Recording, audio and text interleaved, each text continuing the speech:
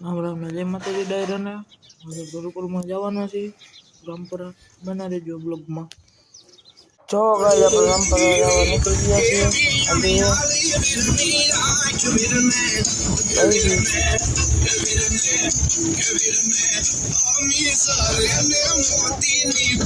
રામપરા રહી ગયા આપણે